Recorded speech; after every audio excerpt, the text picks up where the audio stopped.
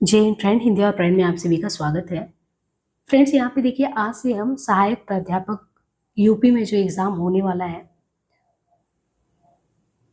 उसके लिए जो सिलेबस आयोग की तरफ से जारी किया गया है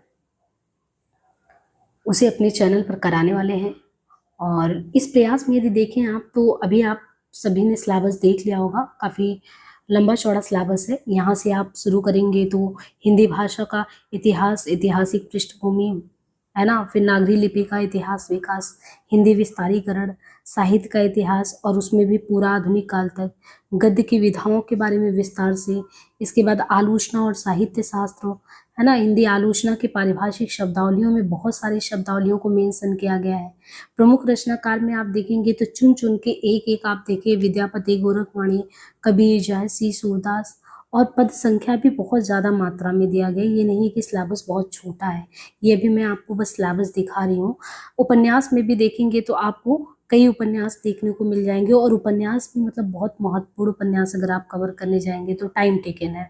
यहाँ पे कथेतर गद्य विधाओं में पूरा निबंध है, फिर आलोचना, आलोचक, आत्मकथा, जीवनी, संस्मरण, यात्रा, साहित्य, रेखा चित्र, यानी कुल मिला के आप जैसे आप सोचिए कि यूजीसी नेट का पेपर देते हैं और 10 यूनिट में वो सेगमेंट में डिवाइड होता है और बहुत बड़ा हो जाता है सिलेबस, कुछ यहाँ पे भी है। और बिल्कुल आप ये देखिए कि जो रचनाएं दी गई है ना, जैसे सुधिया उस चंदन केवन की, चीड़ों पर चांदनी, मेरा परिवार, ये सभी आपने पहले यूजीसी नेट में नहीं पढ़ा होगा, तो बहुत अलग भी सिलेबस है खासकर रचनाओं के लिए। अब हिंदी और प्राइड चैनल पे आपने पहले भी देखा है कि हमने यूजीसी नेट यूनिट जो नेट के विद्यार्थी हैं उनके लिए पूरे पूरे उपन्यास, बहुत ज़्यादा बड़े बड़े उपन्यास और एक एक लाइन करवा रखा है। लेकिन इस बार हमारी स्ट्रेटजी आप लोगों को इस चैनल पे कराने की थोड़ी अलग रहेगी। थोड़ा हम इस तरीके से कराएंगे कि आपको वाव ना लगे, किस तरीके से इंपॉर्टेंट क्वेश्चन बन सकते हैं, बुलेट पॉइंट में उसके फैक्ट क्या हो सकते हैं। तो जिस तरीके से एग्जाम अपनी परिपाटी में बदलाव किया है, उस तरीके से हम भी परिवार जो है पढ़ाने की पद्धति में परिवर्तन करेंगे। उसकी एक झलक आपको अभी आज क्लास में दिखेगा, क्योंकि सिलेबस का एक हिस्सा हमने आज ले लिया है और अब कंटिन्यू क्लासेज आपको यहाँ पे मिलती रहेंगी। बस ये है कि आप कितना क्लास को और प्रमोट करते हैं। आपको थोड़ा सूचित कर दे कि हिंदी और प्राइड करके ये मेरा ऐप है, और इस तरीके से अगर आप लोगों से कोई भी क्लास लेना चाहता है, बैच लेना चाहता है, तो इस तरीके से आप जाएंगे तो ये बैच हमारा चल रहा है। और उसमें भी यहाँ पे जाके आप इस तरीके से थोड़ा सा जानकारी आपको दे दें। यहाँ पे अगर आप लेंगे तो यहाँ जाके जब क्लिक करेंगे यूजीसी नेट हिंदी साहित्य पेड कोर्स, तो वहाँ पे जो भी क्लासेज हैं आपको देखने को मिलेंगे। यहाँ पे इस समय क्लास चल रहा है, ये क्लास आपको हिंदी साहित्य कॉम्बो बैच, जिसमें बहुत व्यवस्थित तरीके से सारी चीज़ें, बच्चन का, शुक्ल का, आचार्य हजारी प्रसाद द्विवेदी, रामस्वरूप चतुर्वेदी, इनके जो भी चीज़ें हैं कंटेंट वहाँ पे व्यवस्थित ढंग से प्रोवाइड किए जा रहे हैं। बाकी अगर आप वहाँ पे जाएंगे तो इस तरीके से आपको सारी चीज़ों का साइड में यहाँ पे अगर देखें तो इस साइड में आपको पीडीएफ मिलेगा और यहाँ पे क्लासेज मिलेंगे और रिकॉर्डेड है ना। रिकॉर्डेड क्लासेज आप अपनी सुविधा अनुसार देखिए। इसी तरीके से मूल किताबों का जो अध्ययन नोट्स है, व्यू पीडीएफ साइट में, ये जो पीडीएफ वगैरह है सारी चीज़ें वो सब क्लासेज में वहीं मिलता है। इसी में आपके निबंध के क्लासेज और सारी चीज़ें यूजीसी नेट के भी यूनिट 10 और 9 करवाए गए हैं। तो आप इस तरीके से अगर क्लास लेना चाहते हैं तो यहाँ पे नंबर दिया गया, यहाँ मैसेज करके, और आप ऐप को खुद डाउनलोड करके जो है, ऐप को डाउनलोड करके और इस तरीके से आप क्लास कंटिन्यू कर सकते हैं। आज से जो यूपी हायर का मैं क्लास कराऊंगी तो अनडाउटली जितना हो सकेगा यूट्यूब पे ज़रूर वो क्लासेज आएंगी, लेकिन एक पूरा मतलब कि आपको जितनी रचनाओं का क्लास होगा तो कोशिश एक रहेगी बहुत कम अमाउंट में एक आपका इस तरीके से ऐप पे बना दिया जाएगा जहाँ पीडीएफ के साथ आपको क्लासेस दिया जाएगा, है ना। लेकिन अभी थोड़ा सा इस पे कराने के बाद फिर वो मुहिम शुरू की जाएगी। तो ये नंबर है, आप इस पे मैसेज करके क्लासेस के लिए जानकारी ले सकते हैं। अब यहाँ पे देखिए, आज जो हम शुरू करने वाले हैं तो वो पूरा क्लास तो नहीं, उसमें से एक यूनिट जो कथेतर विधा वाला यूनिट है, हम आज वहाँ से कथेतर विधा वाले यूनिट को शुरू करने वाले हैं। तो सबसे पहले यहाँ पे देखिए, जो निबंध और निबंध संग्रह दिया गया है, ये कुल मिला के आपके 12 इतने निबंध आपको देखने को मिल रहे हैं। उसमें भी टोटल मिला के देखिए 14 हो जाएगा, क्योंकि भारतेंदु जी का भारतवर्ष की उन्नति कैसे हो सकती है, वैश्विकता और भारतवर्ष ये लगा है। प्रताप नारायण मिश्र जी का आप और धोखा सिलेबस में लगा है। बालकृष्ण भट्ट जी का है साहित्य जनसमूह के हृदय का विकास। बाल मुकुंद जी का शिव शंभू के चिट्ठे। गुलेरी जी का धर्म और समाज। अब ये आप देखेंगे ना कि कोई यूजीसी नेट वाले से मिल नहीं रहा, बहुत कम मिल रहे हैं सिलेबस में। जैसे भारतवर्ष की उन्नति हो गया, श्रद्धा और भक्ति आपने पढ़ा है, नाखून क्यों बढ़ते हैं यही पढ़ा है, और ज़्यादातर शिव शंभू के चिट्ठे पढ़ा है, लेकिन और अन्य निबंध आपने वहाँ नहीं पढ़ा है। तो पहले हमारा प्रयास रहेगा कि जो निबंध हमने यूजीसी नेट में नहीं कराया है पहले हम वही कराएंगे। बाकी एक प्लेलिस्ट बना देंगे, जैसे जैसे अपडेट होता रहेगा क्लास आपको मिलता रहेगा। आज हम जो कथेतर विधा में क्लास लेने वाले हैं वो क्लास हमारा है, यहाँ पे देखिए वो क्लास हम आज लेने वाले हैं किस चीज़ पे। ये हमने पूरा ये पीडीएफ वगैरह जो बैच बनाएंगे ना वहाँ पे आपको व्यवस्थित तरीके से सारी चीज़ें मिलेंगी। आपको कोई किताब और अलग चीज़ें कहीं से फिर नहीं लेनी होगी। ये सिलेबस में अस्ति की पुकार करके है, यहाँ से अगर देखें तो ये है अस्ति की पुकार हिमालय। जो निबंध विधा में आपके 14 निबंध लगे हुए हैं उनमें ये सबसे अंतिम निबंध है अस्ति की पुकार हिमालय करके, विद्यानिवास मिश्र जी का है। उनके बारे में थोड़ा सा परिचय पहले ले ले विद्यानिवास मिश्र के बारे में। तो 28 जनवरी 1926 पकड़िया गांव, जिला गोरखपुर, यूपी। तो ये गोरखपुर उत्तर प्रदेश से ही थे। इंटरमीडिएट गोरखपुर, एमए इलाहाबाद से किए हैं, साहित्य शास्त्री वाराणसी से। और बड़ी बात यह है कि पीएचडी इनका गोरखपुर विश्वविद्यालय से विद्यानिवास मिश्र जी का हुआ है। बाकी इन्होंने सेवा मुंशी हिंदी शोध संस्थान के निदेशक रहे हैं, संपूर्णानंद संस्कृत विश्वविद्यालय में विभागाध्यक्ष रहे हैं, पद्म भूषण पद्मश्री से सम्मानित रहे हैं और निधन 2005 में। इनकी प्रमुख कृतियों में है चितवन की छां, तुम चंदन हम पानी, कदम की फूली डाल, आंगन का पंछी और बंजारा मन, मैंने सील पहुंचाई, बसंत आ गया पर कोई उठखट्टा नहीं, कितने मोर्चे, गांधी का करुण रस, चिड़िया रैन बसेरा, भारतीय संस्कृति के आधार, ब्रह्मानंद का पचड़ा, रहीमन पानी राखिए, राधा माधव रंगरंगी, हिंदी और हम, ये प्रमुख निबंध में है। मतलब ये जो कृतियां इनके द्वारा है। सबसे पहले हम निबंध पे आने के पूर्व ये बता दें कि किस तरीके से यहाँ से क्वेश्चन बन सकते हैं। अगर ये आपके दिमाग में रहेगा तो निबंध पढ़ते समय ये आपके ध्यान में रहेगा कि हाँ कुछ इस तरीके से जो क्वेश्चन है यहाँ से पूछा जा सकता है। देखिए यहाँ से जैसे क्वेश्चन है, मान लीजिए आपने डॉक्टर विद्यानिवास मिश्र का ये निबंध पढ़ रहे हैं आप, तो थोड़ी बहुत जानकारी आपको विद्यानिवास मिश्र के बारे में होनी चाहिए, है ना। तो यहाँ पे जब क्वेश्चन बनेगा भी तो जैसे डॉक्टर विद्यानिवास मिश्र है, उनका जन्म किस वर्ष तथा कहाँ हुआ था। तो अभी हम लोगों ने देखा कि 1926 पकड़िया गोरखपुर में इनका जन्म, जो जन्म वर्ष है ये यहाँ पे हुआ था। या अब दूसरा कि निबंध लेखन के क्षेत्र में जो विद्यानिवास मिश्र को हम पढ़ने वाले हैं, तो विद्यानिवास मिश्र जो है वो अपना आदर्श किसे मानते हैं। जब पूरा निबंध पढ़ेंगे तो इनके बारे में जो चर्चा हुई है कि डॉक्टर विद्यानिवास मिश्र जो है वो अपना आदर्श किसे मान रहे हैं, तो वो हजारी प्रसाद द्विवेदी को मान रहे हैं। और आप देखेंगे कि ललित निबंधकारों में आते हैं विद्यानिवास मिश्र, कुबेर राय है, तो ये आदर्श किसको मानते हैं, हजारी प्रसाद द्विवेदी जी को मानते हैं। यहाँ पे आपको एक श्लोक मिलेगा, श्लोक ये है, अस्तु तस्यम दिशि देवात्मा। ये जो श्लोक आया है इसमें यानी निबंध में आया है, तो ये श्लोक किस महाकाव्य का मंगलाचरण या प्रारंभिक श्लोक है। और जिन पुस्तकों का एक तरीके से यहाँ पे आप देखेंगे उपयोग में है, रघुवंशम है, मेघदूतम है, किरातार्जुनीयम है। अब समानता हमारा ध्यान नहीं जाता, हम पूरा निबंध पढ़ लेते, ये श्लोक भी पढ़ लेते, लेकिन जब क्वेश्चन बनाना होगा एग्जामिनर को तो वो अगर जो क्वेश्चन पेपर सीटर होगा वो ये बना सकता है कि ये जो श्लोक आया वो किस महाकाव्य से आया है। तो इस तरीके से बारीक क्वेश्चन पूछे जाते हैं रचनाओं से। अभी तो यूजीसी नेट में आप देखिए ना कि पूरे उपन्यास 400-500 पेज के और बीच बीच से कोई श्लोक दे दिया, गानों की पंक्तियां दे दी, गीतों का क्रम दे दिया, इस तरीके से पूछते हैं। तो हमें बिल्कुल वैसे ही सोच के अभी जब हम पूरा निबंध पढ़ेंगे इससे पहले हमारे ध्यान में रहेगा कि इस तरह क्वेश्चन बन सकते हैं। ये श्लोक जो आया है ये कुमार संभवम, यहाँ से श्लोक लिया गया है। और कुमार संभवम किसकी कृति है, कालिदास जी की है। इसके बाद जैसे है कि लेखक के अनुसार यहाँ पे राहुल सांकृत्यायन जी का जिक्र हुआ है इस निबंध में। तो लेखक के अनुसार स्वर्गीय राहुल सांकृत्यायन हिमालय को क्या मानते हैं, क्योंकि ये जो निबंध है वो किस पे है, निबंध देखेंगे हिमालय की पुकार पे है। तो इसमें जो राहुल जी का जिक्र आया है तो राहुल जी हिमालय को क्या मानते हैं, वो मानते हैं कि जो हिमालय है वो भारतीय जीवन प्रवाह का स्रोत है। यानी जब आपके क्वेश्चन आएंगे तो बिल्कुल निबंध से कुछ इसी तरीके से आएंगे, भारतीय जीवन प्रवाह का स्रोत, जिसमें भाषा, संस्कृति और समाज की चेतना सब कुछ शामिल है। श्रीमद् भागवत के अनुसार, यहाँ पे क्वेश्चन है कि श्रीमद् भागवत के अनुसार अस्थावरणाम हिमालय, यहाँ पे अगर क्वेश्चन देखें ये कहकर हिमालय को किसका विग्रह बताया गया है। तो श्रीमद् भागवत गीता के अनुसार स्थावराणाम हिमालयः, ये कहकर हिमालय को किसका विग्रह बताया गया है? साक्षात भगवान वासुदेव का विग्रह कह के, यानी इसको कहकर जो है हिमालय का विग्रह ये बताया गया है साक्षात भगवान वासुदेव यानी कृष्ण को कह के। लेखक डॉक्टर विद्यानिवास मिश्र शुक्लोत्तर हिंदी साहित्य में किस शैली के प्रतिनिधि निबंधकार हैं? अब आप देखिए विद्यानिवास मिश्र को अभी हमने जो बच्चन सीरीज आपको करवा रहे थे उसमें जो निबंध विधा की बात की थी तो भी चर्चा आया था विद्यानिवास जी का। और ये ललित निबंध एवं भाषा विज्ञान, शुद्ध वैज्ञानिक निबंध या केवल ऐतिहासिक निबंध किस श्रेणी में इनको माना जाता है? तो एक ललित निबंधकार के तौर पे जाना जाता है। तो ललित निबंध तथा भाषा विज्ञान दोनों शैली के प्रतिनिधि निबंधकार के तौर पे विद्यानिवास मिश्र को जाना जाता है शुक्लोत्तर हिंदी साहित्य में, शुक्लोत्तर हिंदी निबंध में।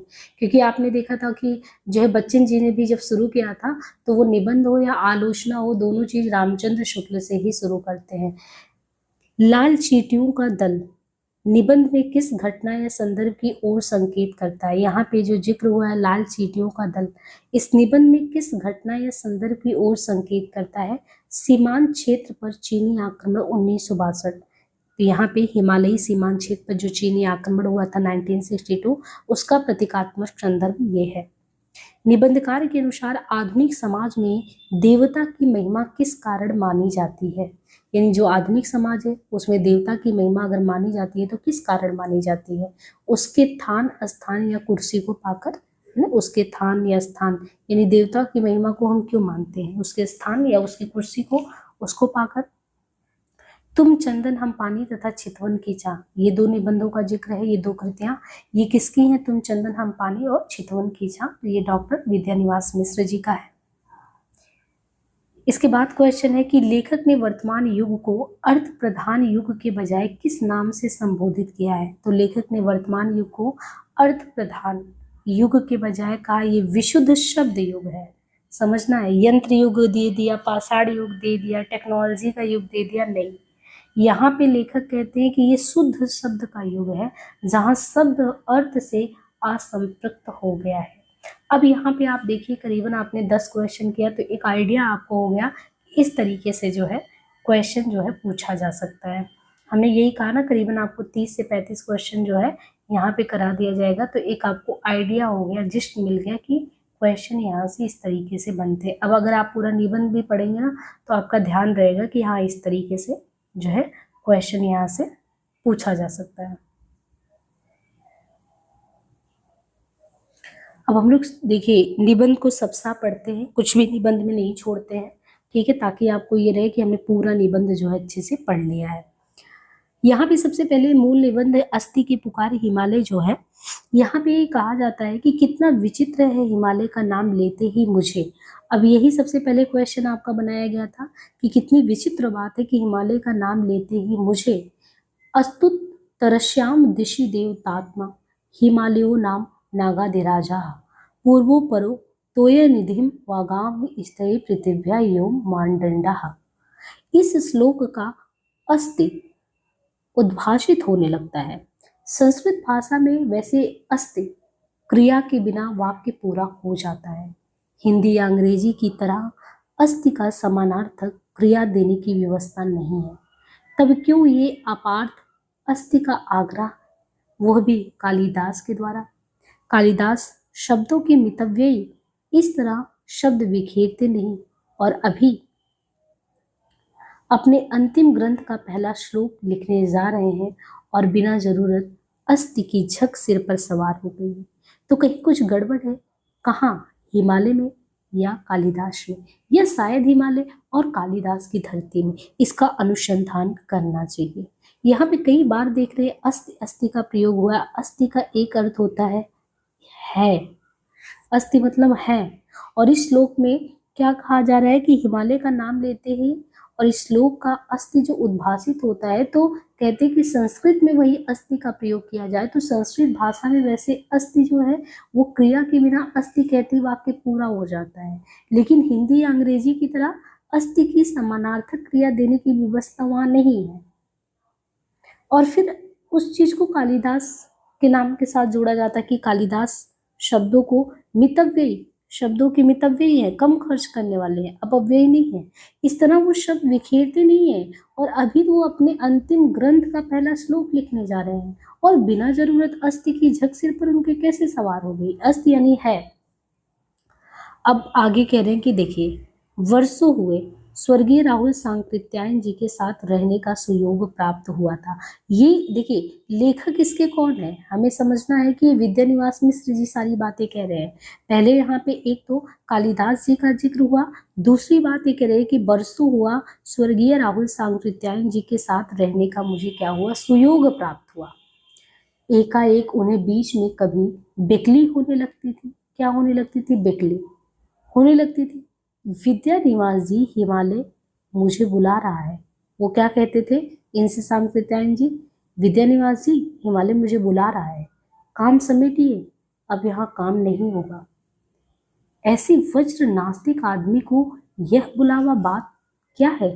आखिर हिमालय देवात्मा है, गीता के अनुसार साक्षात भगवान वासुदेव का विग्रह है। अस्थावरणाम हिमालय, उस हिमालय को बुलावा ही भेजना हुआ तो पहले राहुल जी को ही भेजना था, पर नहीं, शायद हिमालय को अपने देवत्व से अधिक अस्थि पर श्रद्धा रखने वाले का ख्याल है। और राहुल जी इस अस्थि में विश्वास करते थे क्योंकि वे हिमालय को भारतीय जीवन प्रवाह का स्रोत मानते थे। इस जीवन प्रवाह में भाषा भी, संस्कृति भी, सामाजिक चेतना भी, ऐसे सभी कुछ शामिल है जिसका समष्टि चैतन्य से संबंध हो। राहुल जी के लिए जीवन भर हिमालय भूत नहीं, भविष्य भी नहीं, केवल और केवल अस्थि रहा। केवल हिमालय ही नहीं, हिमालय की प्रकृति संस्कृत भाषा भी उनके लिए अस्थि रूप थी। उस भाषा के मूर्धन्य कवि थे कालिदास, वो भी अस्थि रूप थे। हिमालय की छाया में बसी हुई जो सामान्य जनता शक्ति का अजस्र स्रोत थी। मैं समझता हूँ इसीलिए हमारे जैसे बहुत से आस्तिकों से वे कहीं ज्यादा आस्तिक थे। यहाँ पे अब एक दो चीजों का जिक्र आपको देख रहे हैं कि बार बार देखने को मिल रहा है। क्या चीज कह रहे हैं?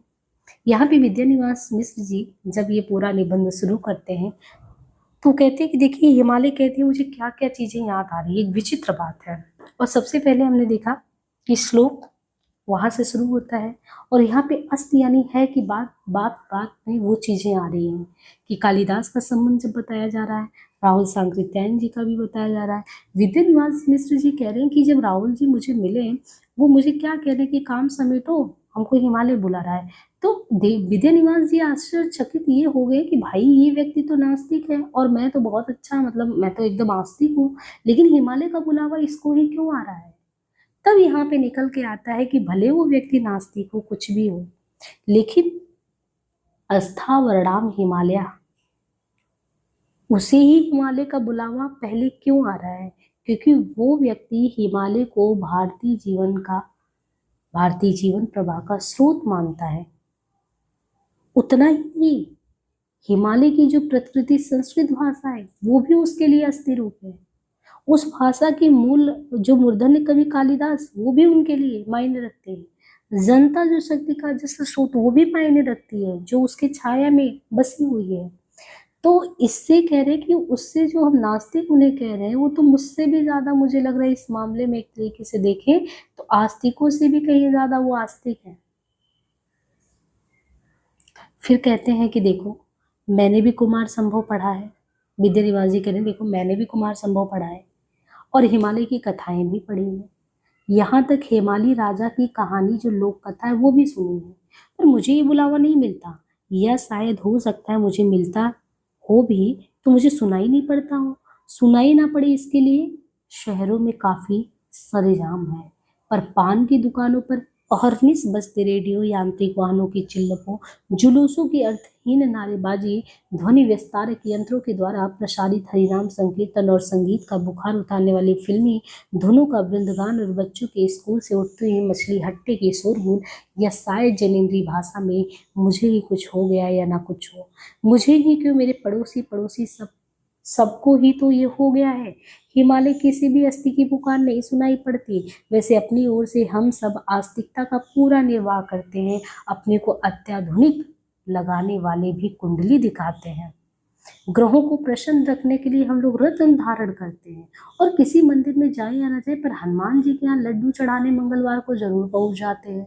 हम गाहे बेगाहे देवताओं का दरबार करते हैं, मनौती मानते हैं, इंडियन कल्चर की बात करते हैं।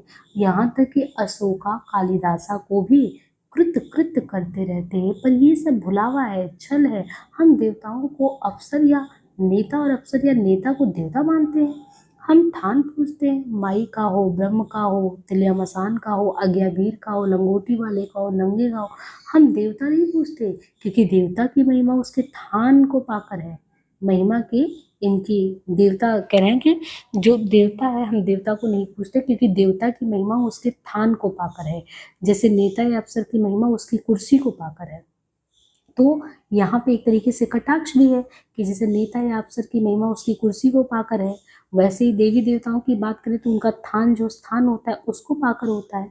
अब यहाँ से इन्होंने यही चीज कहा कि अब मुझे एक बात समझ आ रही है कि राहुल सांकृत्यायन जी जो इतने शोर शराबे से अलग, खुद को भले ही नास्तिक कह रहे, लेकिन उनके अंदर इस चीज को लेकर हिमालय के प्रति जो श्रद्धा भाव है, वो उनको बुलावा दे रही है। और हम जैसे लोग जो इंतजार कर रहे हैं कि हम भी तो सब कुछ करके बैठे हैं, हमें बुलावा क्यों नहीं आ रहा, हम भी कुमार संभव पढ़ लिए, हिमालय राजा की कहानी सुन लिए, सारी चीजें, तो उसके पीछे सबसे बड़ा कारण ये है कि हम लोग कहाँ पे हैं, यांत्रिक वाहनों की चिल्लपों में, जुलूसों की अर्थहीन नारेबाजी में है, ध्वनि विस्तारक केंद्रों, यानी कुल मिला के हम भौतिक सुख सुविधाओं से घिरे हैं। यहाँ पे उस हिमालय की पवित्रता की अनगूंज हमारे कानों तक नहीं आ सकती है, ये इसका सार निकल रहा है। फिर वो बताते हैं कि देखिए हम लोगों के अंदर क्या क्या चीजें हैं, हम ग्रह को प्रसन्न करने के लिए कैसे रत्न धारण कर लेते हैं, यहाँ तक मंदिर में जाते हैं, हनुमान जी को लड्डू तक चढ़ाते हैं। इतना ही नहीं, अशोका कालिदास को भी कृतकृत करते हैं, और जो कुछ भी बचा है सब करते हैं। लेकिन हम देवता नहीं पूजते। सार क्या निकला, हम एक तरफ से देवता नहीं पूज रहे, क्योंकि देवता की महिमा उसके थान को पाकर है, जैसे अप्सर को कुर्सी। तो हिमालय में भी रस नहीं रहा, फिर उसने इतना धोखा दिया, हम उसके आश्रय सोते रहे, और लाल चींटियों का दल 1962 चीनी आक्रमण, यानी लाल चींटियों का दल रंग कर आया, हमारे सीमान का श्यामल प्रसार चट कर गया। आखिर उसे हमने पाशवा मानकर ही तो इतना सम्मान दिया था, निरीक्षण के लिए एक तरीके से, तो उसको सम्मान दिया था, हमने उसे भाल कहा, अपनी किस्मत का लेखा जोखा उससे अंकित कराया, और उसने कुछ नहीं किया। हमारी सुखनींद हो गई, और लगा कि एक तिलस्म जो था वो टूट गया। हम वस्तुतः सिद्धावस्था में पहुंच चुके हैं, इसलिए हमें वर्तमान नहीं छूता, हमें केवल भूत पकड़ता है, भविष्य खींचता है। अब यहीं पे देखिए ना, उन्होंने कहा कि जो राहुल सांकृत्यायन है वो तो वर्तमान में है, अस्थि वर्तमान में है, लेकिन ये लेखक कह रहे हैं कि हमें केवल भूत पकड़ता है, जो चीजें पास्ट में हो चुकी, या हमें भविष्य खींचता है, वर्तमान हमें लेस मात्र भी प्रभावित नहीं करता। इस मायने में हम सांकृत्यायन से अलग हैं, इसलिए हमें अस्थि, अस्थि यानी है, कि अटपटी भाषा समझ आती ही नहीं।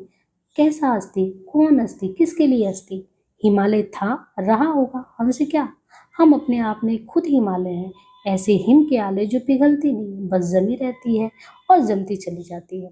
हिमालय का यह अस्थि रूप हमारी शीश रक्षा का ही मूर्तिकरण है। हिमालय के अस्थि का स्मरण कालिदास ने कुमार संभव के बीज के रूप में किया है। तो यहाँ पे इन्होंने कहा है कि जो है हिमालय की अस्थि का स्मरण कालिदास ने कुमार संभव के बीज के रूप में किया है। हिमालय गौरी गुरु ही नहीं, देव सेनानी स्कंद की जननी के पिता भी हैं, हमारी वर्चस्वनी शक्ति के स्रोत भी हैं।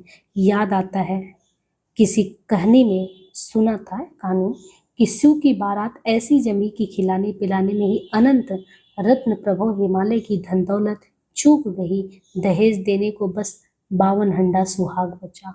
और पार्वती ये 52 हंडा सुहाग लेकर पति के घर चली गई।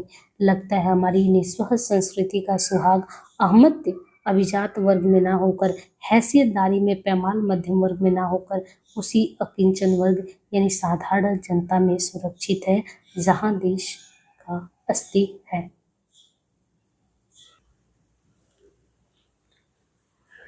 तो यहाँ पे देखिए इन्होंने किस तरीके से एक व्यंग किया है कि हम देवताओं को अप्सर या नेता और अप्सर या नेता को देवता मानते हैं। हम थान पूजते हैं माई का, ब्राह्मण का, तिल या मसान का, इन सब का। हम देवता नहीं पूजते, क्योंकि देवता को पूजते ना तो उनकी महिमा तो थान को पाकर है, जैसे नेता या अप्सर की महिमा उनकी कुर्सी को पाकर। अब कहते हैं कि देखिए हम जानते हैं कि अभी कल जिसके साथ पुरखों को हमने एक सांस में तारा था, उसी की कुर्सी पर बैठते ही जब आरती उतार रहे हैं तो वह भी हमारे भक्ति भाव का मर्म जानता ही होगा।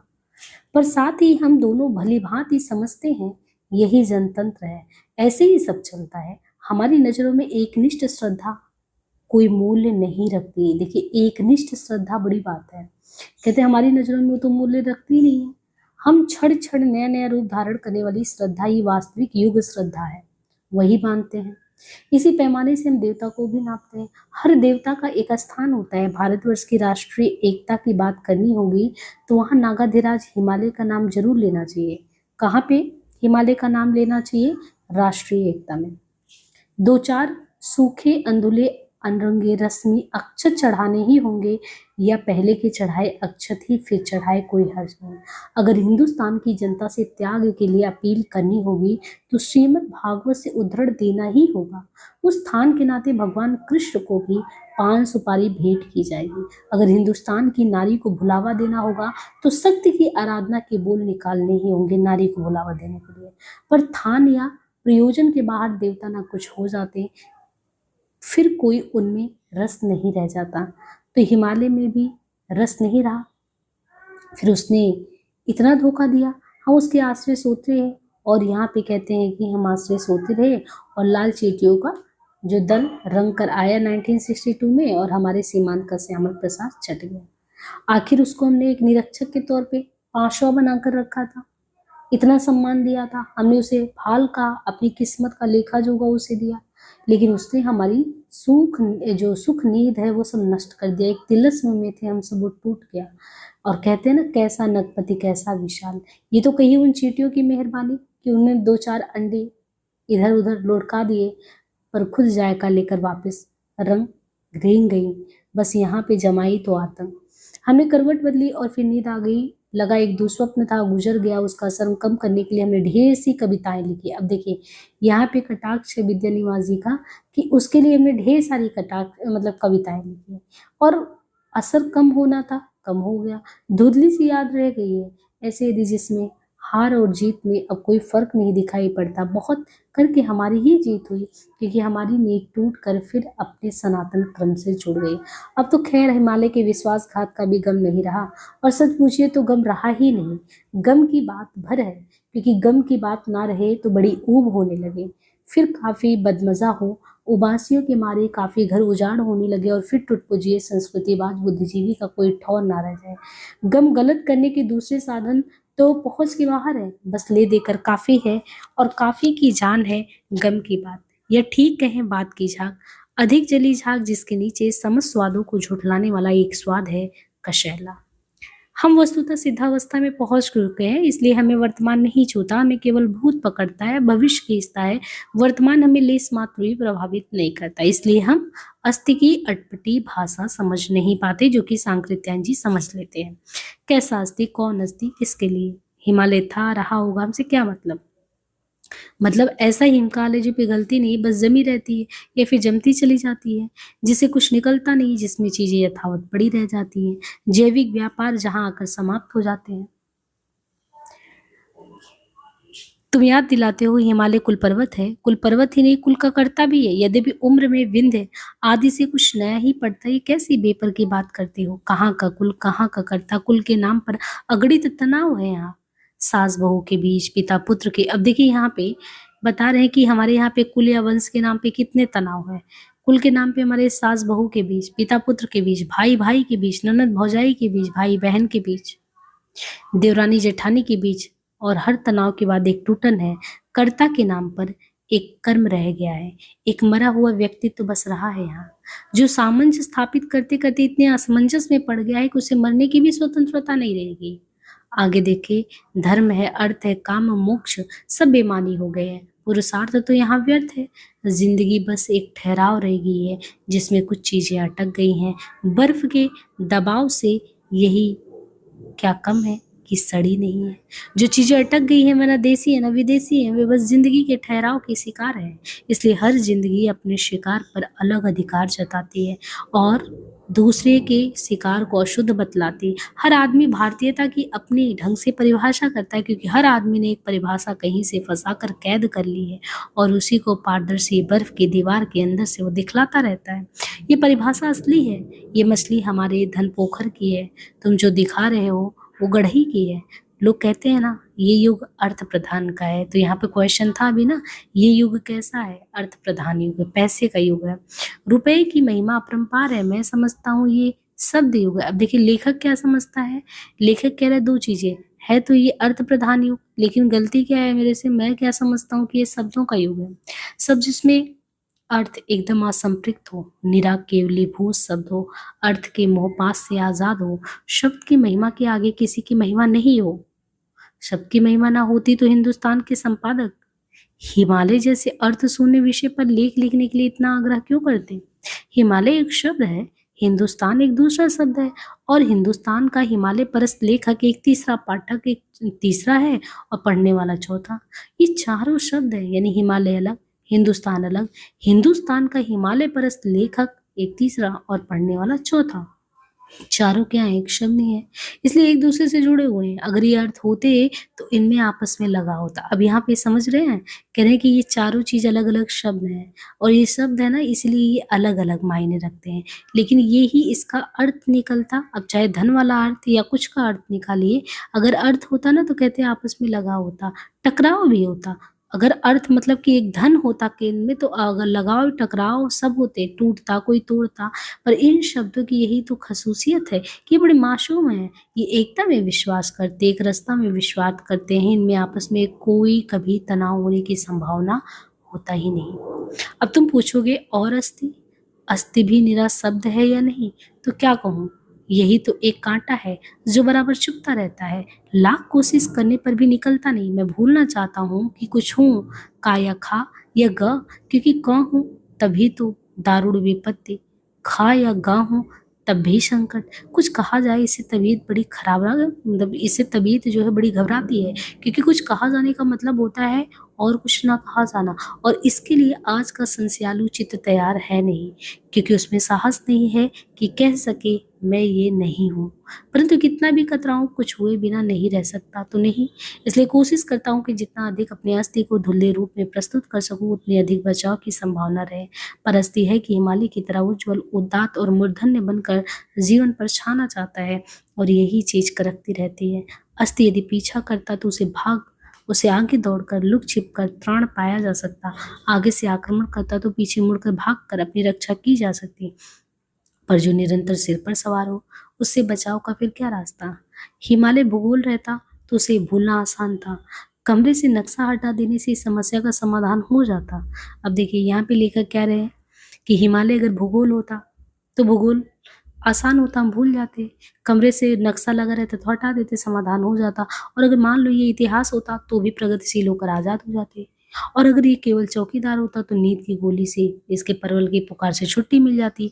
पर दिक्कत ये, हिमालय ना भूगोल है, ना इतिहास है, ना भूगोल या इतिहास का प्रहरी, ये तो बस है, मात्र अस्थि है। न भूत है, न भविष्य, वर्तमान है। हिमालय का ये अस्थि रूप हमारी शीर्ष रक्षा यानी सृष्टि का रचनाकार, यानी सृष्टि की रचना करने की एक इच्छा जो हो, वो चीज कह रहे उसी का मूर्तिकरण है। हिमालय के अस्थि का स्मरण कालिदास ने कुमार संभव के बीज रूप में किया। हिमालय गौरी गुरु ही नहीं, देव सेनानी स्कंद की जननी के पिता भी हैं। यानी हिमालय को इन्होंने कहा कि ये गौरी गुरु ही नहीं है, देव सेनानी स्कंद की जननी के पिता भी हैं, हमारी वर्चस्वनी शक्ति के स्रोत भी हैं। और इस शिक्षा का स्मरण सचमुच बहुत ही कष्टकर है। हमारा समूचा जीवन क्रम असंतुलित हो जाता है। इस अस्थि की छुअन मात्र से हमारे बिजड़ी चित्र में संजोई वस्तुएं सड़ान से ग्रस्त हो जाती हैं। हम एकदम निस्सह होने लगते हैं। रचयिता बनने की समस्त सुविधाएं एकदम नष्ट होने लगती हैं। बैठे बैठे प्रगतिशील कहलाने का गौरव पानी पानी होने लगता है और विश्व भावनशीलता की बर्फीली खोल एकाएक कीच कोदों में रूपांतरित होने लगती है। शायद इसलिए हम हिमालय और उनके अस्थि से इतनी तटस्थता आज दिखला रहे हैं और ये जतला रहे हैं कि इस अस्थि की पुकार हम तक नहीं आती। हम क्या करें?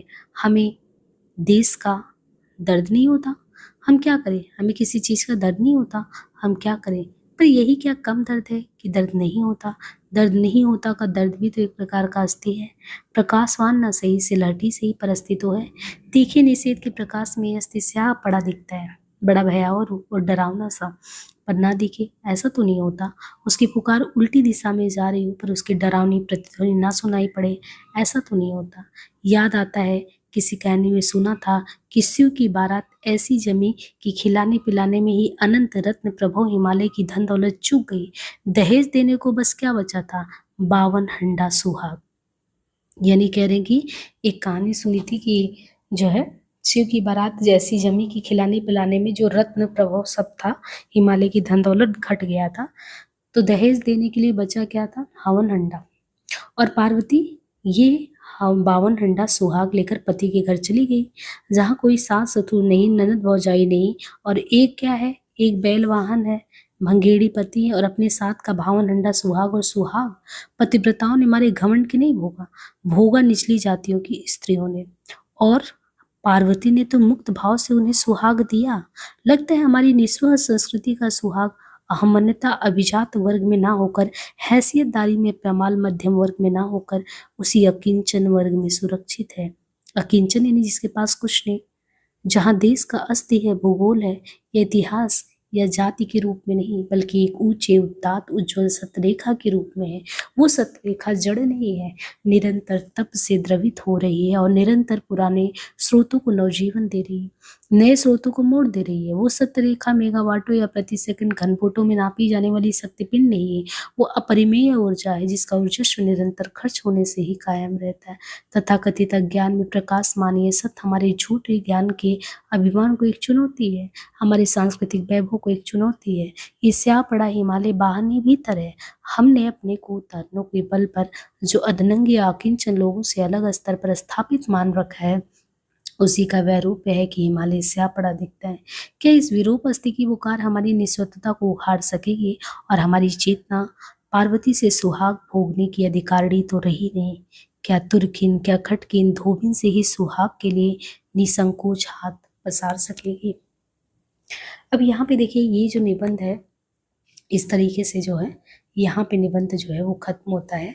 हमने पिछले क्लास में जो है कुछ क्वेश्चन किया था, अभी और क्वेश्चन बाकी है। यहाँ पे निबंध में कुछ ऐसे टर्मिनोलॉजी आए हैं जो शायद आपको परेशान कर सकते हैं। देखिए एक तो बार बार अस्थि आया, अस्थि का अर्थ क्या है? क्योंकि पूरे निबंध में देखेंगे विद्यानिवास मिश्र जी ने अस्थि का बार बार प्रयोग किया है। अस्थि का अर्थ क्या है? अस्थि यानी एग्जिस्टेंस, यानी सत्ता होना।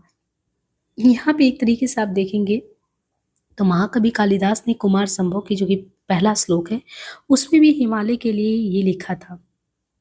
यानी महाकवि कालिदास ने ही कुमार संभव के पहले श्लोक में हिमालय के लिए अस्तुत्र श्याम दिशि देवतात्मा कहा। लेखक का मानना है कि संस्कृत व्याकरण में जो है बिना क्रियापद के भी अर्थ स्पष्ट हो जाता है वहां पे, लेकिन वही चीज कालिदास ने अस्थि का प्रयोग वहां पे विशेष प्रयोग क्यों किया? अस्थि का अर्थ केवल भौगोलिक उपस्थिति नहीं होता है, बल्कि वो भारतीय जीवन चेतना की निरंतरता और वर्तमानता का प्रतीक है जो यहाँ पे आया हुआ है। दूसरा, राहुल सांकृत्यायन हिमालय के संबंध में जो बातें चलती हैं कि राहुल सांकृत्यायन को जब कहते हैं कि विद्यानिवास जी ये वज्र नास्तिक है, क्यों आखिर इनको हिमालय बुलाया? और मैं तो सारा काम किया हूँ लेकिन मुझे क्यों नहीं बुलाया? तो फिर यहाँ से तुलना होती कि हम मतलब कि अति जो भौतिकता है ना उस दुनिया में खोए हुए हैं। वो जो पवित्रता चाहिए उसके लिए वो हमारे आस्तिक होने पर भी हमारे से वो पास नहीं है। यानी सांकृत्यायन को प्रायः एक वज्र नास्तिक माना जाता है, लेकिन लेखक के अनुसार वे सच्चे अर्थों में परम आस्तिक है। राहुल जी के लिए तो हिमालय केवल पत्थर और बर्फ का पहाड़ नहीं था ना, वो उसको हिमालय को भारतीय जीवन प्रवाह का अक्षय स्रोत मानते थे। वहां पे हमने ये तुलना करके भी देखा था ना कि कैसे बोले कि कुर्सी किन के लिए होगा और थान किन के लिए महत्वपूर्ण होगा। हम लोग चढ़ावा कितने अलग अलग तरीके से चढ़ाते हैं, लेकिन उनके लिए हिमालय जीवंत भारतीय जीवन का एक अक्षय स्रोत है। उनके लिए हिमालय संस्कृत भाषा और लोक जीवन तीनों ही अस्थि रूप में जीवित और गतिशील है। और वही चीज़ जब अपना विद्यानिवास मिश्र जी देखते हैं कि हम लोग सारी चीज़ों को भूत या भविष्य में देखते हैं, वर्तमान में नहीं देख के चलते हैं। तो इसलिए हिमालय का संबंध सांकृत्यायन जी से बिल्कुल अलग है। और इसी बहाने देखिए आपने कि एक तो समाज में ना बिल्कुल कटाक्ष किया गया है। मिश्र जी ने आधुनिक जो शहरी जीवन है उसकी जो संवेदनहीनता उस पे प्रहार किया कि हम लोग कैसे शोर और यंत्रणा के बीच में रह रहे हैं। स्थान या थान की पूंजी का मतलब क्या है? समाज अब गुण या देवत्व को थोड़ी पूजता है, बल्कि वो केवल अगर देवी-देवताओं के तो थान को पूज रहा है या कुर्सी किसका पूज रहा है? सत्ता की कुर्सी को पूज रहा है। जैसे नेता कुर्सी खोते ही प्रभावहीन हो जाते हैं, तो वैसे ही मनुष्यों के लिए देवता का महत्व भी केवल स्थान विशेष के लिए और कुछ नहीं है। शब्द युग का छल का मतलब उनने अर्थ और शब्द का कितना बढ़िया वो बताया कि आज के जीवन में अर्थ यानी पैसा कितना मायने रखने लगा कि शब्दों को जोड़-जोड़ के उन्होंने चारों शब्दों को जोड़ा और बताया कि देखो अगर ये अर्थ होता इसमें, तो ये इसमें आपस में लोग लड़ते-झगड़ते। अर्थ की महत्ता है। ये मानते हैं कि मैं तो सोच रहा था शब्द की महत्ता है, लेकिन यहाँ तो अर्थ प्रधान है। तो वही कहते हैं शब्द युग का छल है। आधुनिक युग अर्थ प्रधान नहीं बल्कि विशुद्ध शब्द युग बन गया है। जहाँ शब्दों के अर्थ और दायित्व समाप्त हो चुके हैं। कुछ कहा जा रहा है उसका कोई मतलब नहीं है। इन्होंने 62 की चीनी आक्रमण और सांस्कृतिक चेतना को जोड़ा कि निबंध में जो लाल चींटियों का दल 1962 के चीनी आक्रमण था, उसके प्रतीकात्मक रूप में आया कि हम तो उनको अपना प्रहरी मान के उनको पूरा दे दिए थे। लेकिन 1962 में वो हमारे चीनी भारत चीनी भाई-भाई का जो नारा लगा था, निबंध में लाल चींटियों का दल वही है कि चीनी आक्रमण कैसे हुआ? हम तो हिमालय को मान रहे थे कि अरे हिमालय हमारी रक्षा के लिए बेफ़िक्र खड़े हैं। मतलब वो हमारी इस तरह से सुरक्षा कर रहा है कि कोई हम पे वार नहीं कर सकता, हम सोते रहे। परंतु जब आक्रमण हुआ तो हमारी छद्म शांति और नीति भंग हो गई। तो निबंधकार चेतावनी देते कि अपनी जड़ों और अस्थि से कटकर कोई भी राष्ट्र सुरक्षित नहीं रह सकता है। अब देखिए कुछ यहाँ पे क्वेश्चन जो है हमने 10 क्वेश्चन पिछले क्लास में लगभग कर लिया था, ठीक है? अब आप पूरा निबंध पढ़ लिए होंगे तो ये देखिए क्वेश्चन जो आपने किया था वो समझ में आ रहा होगा, है ना? जैसे यहाँ पे 52 हंडा सुहाग की बात थी, अस्थि की अटपटी भाषा, कुमार शंभू के बीच की या लाल चींटियों के दल की जो बात थी। यहाँ पे जैसे विद्यानिवास मिश्र का हमने देखा था या विद्यानिवास जी ने हजारी प्रसाद द्विवेदी को अपना आदर्श माना या कुमार शंभू में अस्तुतरश्यम देशी देवात्मा का जिक्र किया गया। लेखक के अनुसार राहुल सांकृत्यायन हिमालय को क्या मानते थे? भारतीय जीवन का स्रोत मानते थे। श्रीमद् भागवत के अनुसार अस्थावरणाम हिमालय कहकर हिमालय को किसको विग्रह बताया गया? भगवान वासुदेव को बताया गया। लेखक डॉक्टर विद्यानिवास मिश्र शुक्लोत्तर हिंदी साहित्य में किस शैली के वो थे? तो ललित एवं भाषा विज्ञान शैली के। लाल चींटियों के दल के संबंध में बताया गया ना कि कैसे हम लोग आराम से मस्त सोते रहे हिमालय के उसमें, तो हमें अपनी जड़ों से नहीं कट के रहना चाहिए। और फिर इसके बाद कि आधुनिक समाज में देवता की महिमा किस कारण है? उनके थान की वजह से है। तुम चंदन हम पानी विद्यानिवास मिश्र जी का है रचना। और फिर विशुद्ध शब्दों का युग है, ये चीज़ था। अब यहाँ से क्वेश्चन था कि लोक कथा के अनुसार हिमालय की धन दौलत चूक जाने पर पार्वती दहेज में क्या लेकर उनके पास गई थी? तो 52 हंडा सुहाग यही लेके गई थी। लेखक के अनुसार पार्वती द्वारा दिए गए सुहाग को मुक्त भाव से किसने भोगा था? अकिंचन निचली जातियों की स्त्रियों ने।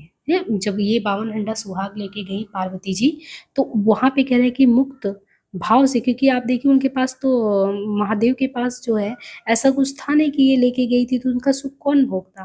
तो उनका सुख यहाँ पे बताया गया कि जो अकिंचन थी निचली जाति की स्त्री उन्होंने भोगा। विद्यानिवास मिश्र को भारत सरकार द्वारा किन प्रमुख नागरिक सम्मानों से अलंकृत किया गया था? पद्मश्री, पद्म भूषण इनको मिला था। निबंध में लेखक के अनुसार हमारी निस्वाह संस्कृति का सुहाग कहाँ सुरक्षित है? तो हमारी संस्कृति, हमारी कल्चर को आप देखें ना कि आज भी इतने सारे आंदोलन चल रहे हैं देश में।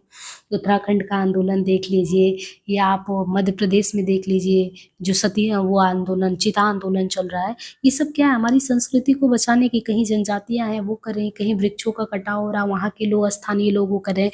तो प्रकृति से जो जुड़ाव है उन्हीं का है। और आज भी हमारी निस्वार्थ संस्कृति का सुहाग जो है अकिंचन वर्ग यानी लोक जीवन में ही है ना? साधारण जनता में। अस्थि शब्द का शाब्दिक अर्थ क्या है और यह किसे व्यक्त करता है? एक तरीके से अस्थि का अर्थ होता है यानी वर्तमान में जीवन और चेतना का निरंतर अस्तित्व यानी सत्ता, उसी को अस्थि कहते हैं। डॉक्टर विद्यानिवास मिश्र ने के.एम. मुंशी हिंदी शोध संस्थान में किस पद को लिया था? निदेशक पद पे ये रहे थे। लेखक के अनुसार अस्थि रूप हिमालय का स्मरण हमारे लिए क्यों कष्टकर हो जाता है? क्योंकि ये हमारी जड़ता, बनावटीपन और छद्म प्रगतिशीलता को चुनौती देता है। अस्थि मतलब कोई चीज़ के अस्तित्व का होना है, और हम एकदम जड़ हैं, हम भूत वर्सेस भविष्य में जी रहे हैं। और वही चीज़ शांकृत्यायन जी का अस्थि होना अलग चीज़ है। डॉक्टर विद्यानिवास मिश्र के निबंधों में किस क्षेत्रीय बोली का पुट अनायास आ गया है? तो भोजपुरी बोली का। पूर्वांचल आंचलिकता के कारण एक तरीके से गोरखपुर के यहीं पे पढ़ाई वगैरह सब हुआ इनका। वसंत आ गया पर कोई उत्कंठा नहीं किस विधा की रचना है? तो एक तरीके से वसंत आ गया पर कोई उत्कंठा नहीं ललित निबंध संग्रह, ललित निबंधकार के तौर पे जाने भी जाते हैं। विद्यानिवास मिश्र का देवाशान निधन कब हो गया था? 2005 में इनका निधन हो गया था। यहाँ पे हमने महत्वपूर्ण जितने फैक्ट थे वो कर लिए, है ना। और ये सारे जो है क्वेश्चन हमने। विद्यानिवास जी हिवाली मुझे बुला रहा है, ये कह रहा किसका है? राहुल सांकृत्यायन जी का। लेखक के अनुसार समाज में एकनिष्ठ श्रद्धा के स्थान पे कौन सी श्रद्धा हावी हो गई है? क्षण क्षण नया रूप धारण करने वाली अवसरवादी श्रद्धा। विद्यानिवास मिश्र का जन्म गोरखपुर में ही हुआ था और अस्थावरणाम श्रीमद् भागवत के 10वें अध्याय में अस्थि की पुकारे माली निबंध किस विधा के तहत है? तो ललित निबंध। विद्यानिवास मिश्र किस विश्वविद्यालय में विभागाध्यक्ष रहे हैं? संपूर्णानंद संस्कृत विश्वविद्यालय वाराणसी में। पार्वती द्वारा 52 हंडा सुहाग बांटने पर उसे सहर्ष किसने स्वीकारा? वही तुर्किन, खटकिन, धोबिन, यही सब अकिंचन श्रमजीवी वर्ग। विद्यानिवास मिश्र के अनुसार हमारी वास्तविक संस्कृति कहाँ सुरक्षित है? उन्हीं लोगों में। यहाँ पे देखिए